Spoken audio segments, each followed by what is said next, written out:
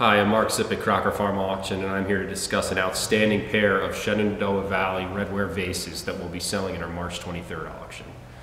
These large vases were made by Shenandoah Valley master potter Thiede Fleet. And Thiede Fleet, of course, was the son of Lorenzo Fleet. Both were very active in the Strasbourg potting industry. Thiede was born in 1866, and he was trained in Strasbourg, but he actually spent some time as a young man down at the Decker Pottery in Truckee Valley, Tennessee. When he made these vases, he was actually in his 60s. These vases represent a rare continuation of the old 19th century craft well into the 20th century. We think of potters like Jacob Mettinger or the members of the Stahl family or the Metters family from Georgia. We think about how they are continuing an unbroken line. Brown family from Georgia and North Carolina, that's another great example.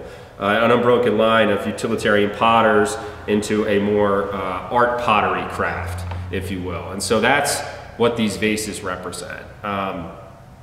Made for that 5-year period, 1928 to 1933, these pieces were potted at a small shop in the Winchester, Virginia area, in Frederick County, Virginia, known as the Round Hill Pottery.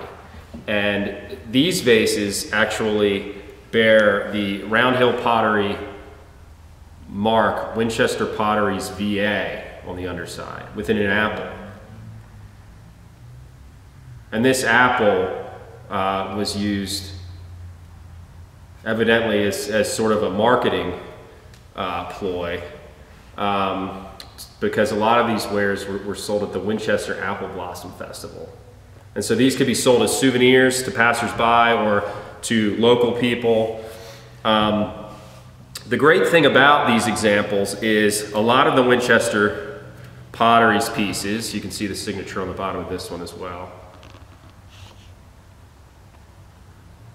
are much smaller. These are two of the largest pieces, and from my experience, the two largest pieces of Winchester Potteries redware that I've ever seen. And they also are glazed really, really beautifully. They have a simple clear lead glaze, and it almost looks like Schweinfurt redware or other redware from further down in the valley, Newmarket area, made decades prior, but it's actually a piece from the 20th century with just a simple lead glaze that had a very nice atmospheric condition, and a lot of oxidation and reduction going on, creating this beautiful spotting throughout, and really giving these pieces a look much more closely related to earlier wares than you would typically see in the Winchester Potteries pieces. Another interesting attribute are the handles. There's a number of Winchester Potteries vases known, but they're all significantly smaller than this, not nearly as beautifully glazed, and they don't have handles. And you also typically don't see them in a pair. These are so large and dense and thickly thrown, you can actually see it's possibly glazed a little darker on the interior. They actually have a light manganese colorant on the interior coating. But they're so thick and large, these are probably porch vases. These would be something that would decorate the entryway to a house, flanking the door, sitting on the steps, sitting on the porch, that sort of thing. They're really wonderful examples, and if we think about their importance as objects which connect the old tradition with a newer tradition, the desire for potters to survive, not so much as making unglazed, rustic, utilitarian redware, but making something that was much more decorative, that was much more suited to a decorative purpose in a home.